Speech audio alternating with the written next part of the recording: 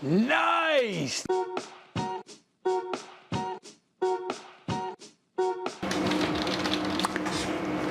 Yes!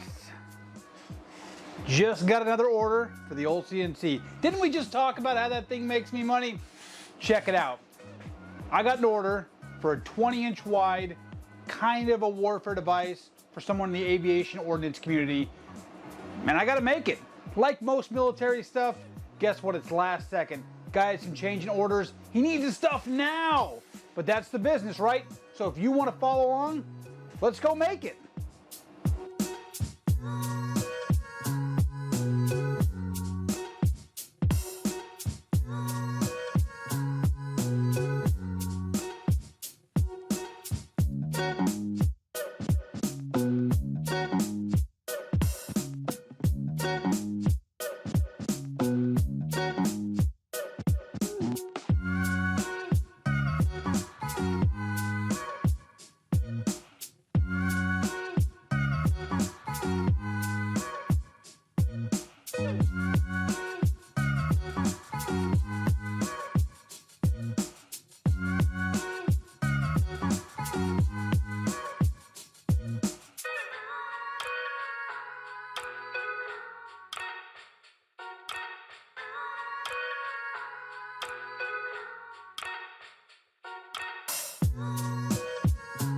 Okay, so we got the order. Everything's going good. I came out here to start filming how I'm gonna make it all up for you that day, and I realized I don't have wide enough boards. That's the one thing about the CNC, is it's awesome that you can go ahead and cut whatever length you need on a board, throw it in the CNC, it'll make whatever you want. But the customer did want a 20-inch piece that's actually about 12 inches tall, and walnut doesn't grow, well, I guess it doesn't grow 12 inches wide, but it usually doesn't get cut in that wide of boards. And generally speaking, when you have boards that are longer or wider than about 6 to 8 inches, you want to make sure you cut those down and glue strips together, called lamination, no more than 6 inches to 8 inches wide. I'll go up to 8 inches, and I believe the one I made here was about 8 inches by, I'm about to get, oh yeah, there we go, 8 inches and about 4 inches on top. So what I did was take 2 boards.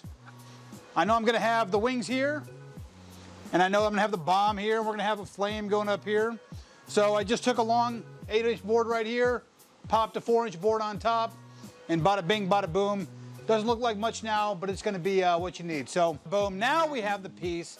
It's about 7/8 of an inch thick, and we are going to go ahead and put it on here and make a carving for you.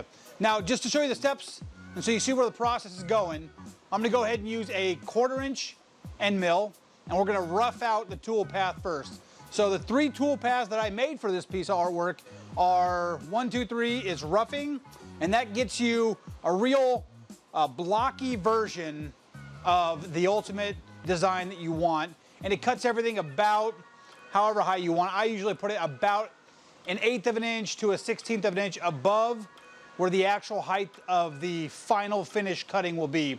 And what that does, the 1/4 inch end mills are thick, they're bulky, and they're good at taking out heavy amounts of product, heavy amounts of wood, without damaging the bit or the machine, right?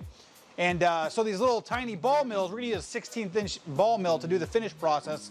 And what that means is, hey, look what I got here. Bada bing, bada boom. All right, what do we got here? A 16th inch ball mill. It's a little burnt up, probably should time to change it out. But if you look at it, there you go. Hard to see it there, there we go. The tip of that ball mill is about a 16th inch diameter. So from one side to the other, about a 16th of an inch. Pretty small, and actually on the smaller stuff, I'll use a 32nd of an inch ball mill. But that can only take small cuts. And as a result, if you try to take too heavy a cuts without roughing out that piece first, you're gonna break your ball mill, you're gonna wear it out, you're gonna burn it up even worse than it is right now. So let's get on here. Let's go ahead and rough it out. All the tool pathing is loaded in the machine, and we'll see what we can make with it. All I want you to do, though, you have a very important part of this whole process, and that's to go get a beverage, adult, if you're old enough, relax, and enjoy watching magic happen with the modern technology of computers, the future.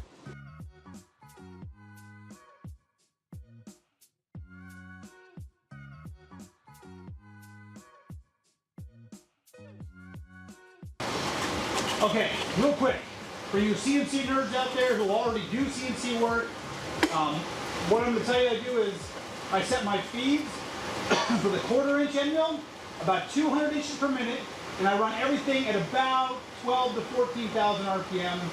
I don't feel the need to go to 16 or 18,000. For hardwoods, you want to keep it a little slower. If I was going to do steel, it might be 300 RPM. But since I'm doing hardwoods, let's keep it around 12,000 RPM to 14,000 RPM. So that's how I run the 1/4 inch end mill. For the 16 inch ball mill, when I do that finish cut, I run that at 300 inches per minute just to get it done. With that, the computer's saying I still got like a 2-hour runtime for this piece of artwork. But you know what, that's fine. If you run it at 200 or even 100, which is what the usual programs default to, 100 inches per minute, you're going to be taking, I mean, it's going to take forever to cut this thing out, 9 hours, something crazy like that. Another thing, a little quick tip I'll tell you right now. One of the things about this bomb is it's got a real, the bomb portion of it's the highest portion of the 3D, and it's a very noticeable dome. And so, if you just go ahead, hit the bottom, do the automatic height, it's going to come down automatically to that height, and it's going to be about, when you do the finished product, about, I don't know, the 1/16 of an inch too shallow, or not shallow enough rather. And so when you pull that machine out there, that dome's going to look like it's got a little flat spot on top. So what I do is I manually, even though I just told you in my last video, use the automatic height setter, I'm still telling you for some ideas, when you're doing like this 3D stuff and you know certain things are going to happen, feel free to manually set your height on that when it comes to the finished piece, which is how I'm going to do it. I'd rather go a little bit deeper, and with a tiny bit of a thinner model, I mean, we're talking a 32nd of an inch thinner, maybe even 5,000th of an inch thinner than what it would be otherwise. So anyway, follow me along. We'll go ahead and fix this up and enjoy yourself, and hope you like it. We'll see you at the end.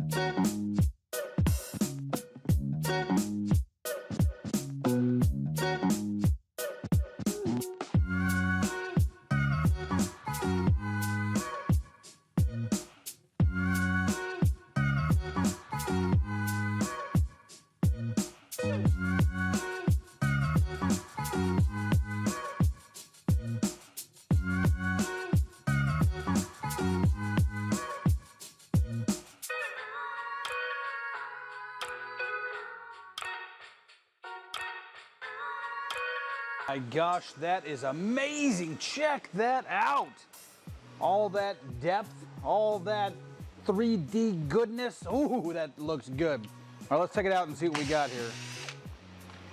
Now, ooh, let me get that there. I will throw a caveat on there, and that is that we have used tabs in this cutout design. So when I first started doing these, oh man, look how good that look.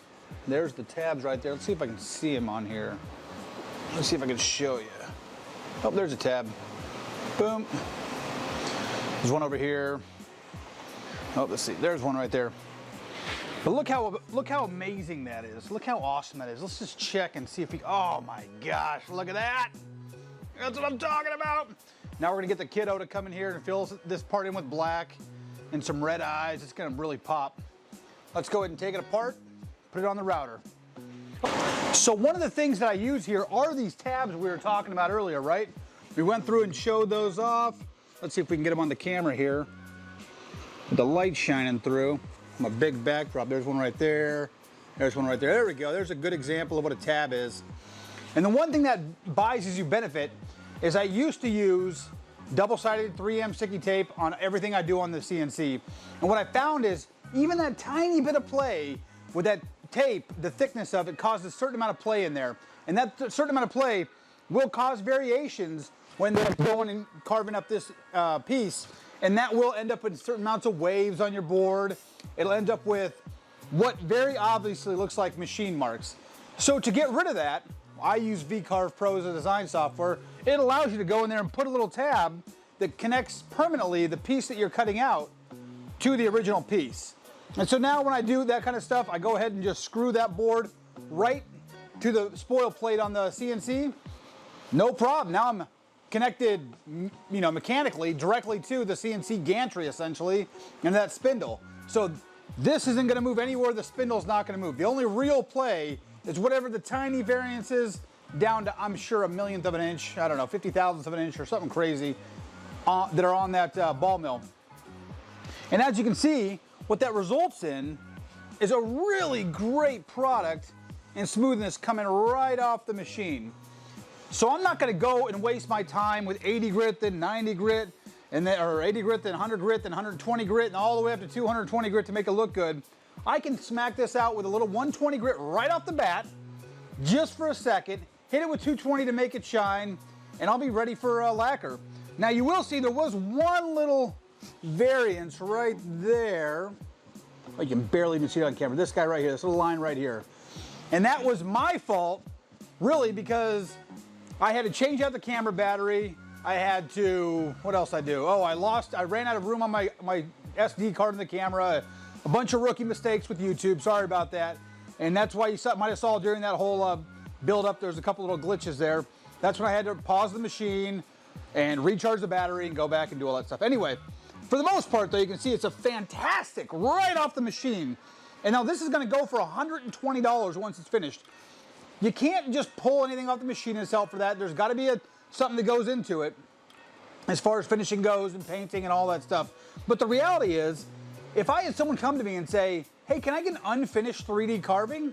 I would literally just take a piece of wood, throw it on here, press go a couple times, change bits, you know, for the cutouts and the roughing, change bits, press go, walk away, and ship it to them right off the machine. I wouldn't even take the tabs off, so it makes it easier to ship and safer to ship. And the customer would get it, and I would get probably 60, 70 bucks for something like this with no extra work needed. And that's probably too cheap. There's probably some CNC guys going out there going, what, 70 bucks? I'd get 120 for it. And maybe that's the right answer. Point is, it's value added to your shop. And anyway, it's a standalone product as well. We're gonna go ahead and make some stands for this, make a plate so the person can hand it off as a going away gift, and we'll go ahead and capture all that for you too. Right now, let's just go take it over to the router and clean up the edges on the back side and go ahead and give it a little sand and then hand it off to my kiddo and she can do some painting. See you there.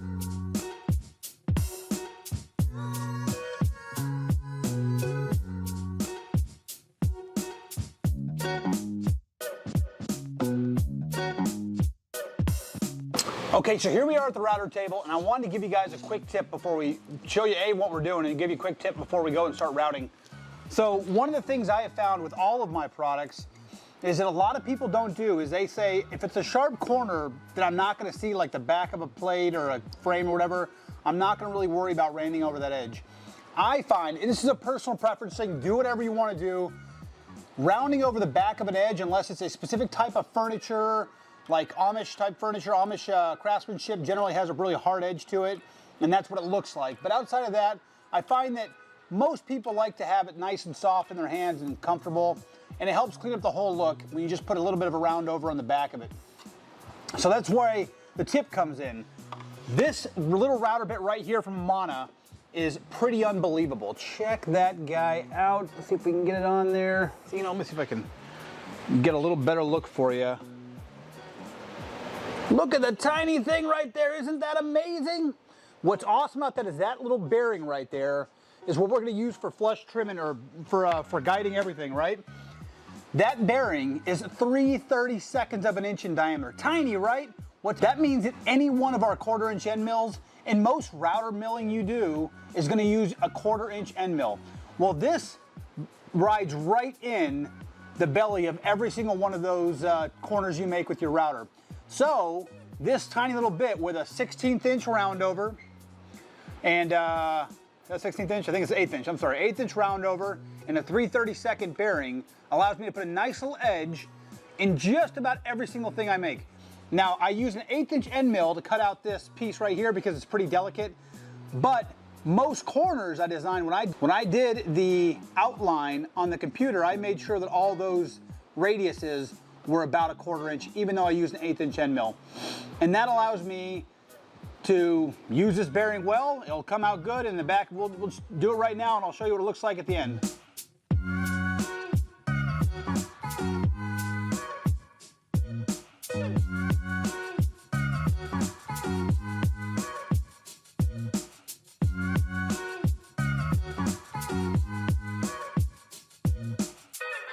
Awesome, there we have it. If you look, kind of cleans up those edges, makes it sharp looking on all these edges. Now, it's not a freebie, right? Nothing in life is free. That gives us about a 90–95% solution for the edges. We're gonna go back with a 120 grit sandpaper and just clean up any sharp lines we might have. There's still some tool marks on these edges, like right here, and some tool marks, you know, in here that we're gonna have to clean up. But, you know, listen, it's a pretty good for off-the-shelf or off-the-CNC type of a product. And, yeah, we're gonna go ahead and knock it out right now. So let's go sand it down and then call my daughter in here and have her do some painting.